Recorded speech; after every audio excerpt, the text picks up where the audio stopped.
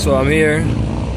It's your boy from Jamaican Truckers, and I'm looking at a Kenworth W900 pulling a massive load. Well, hooked onto a massive load. As you can see here,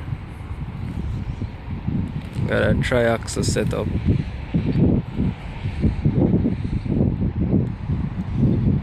As you can see here, these are actually the two drive axles, and then this is just the like tag axle.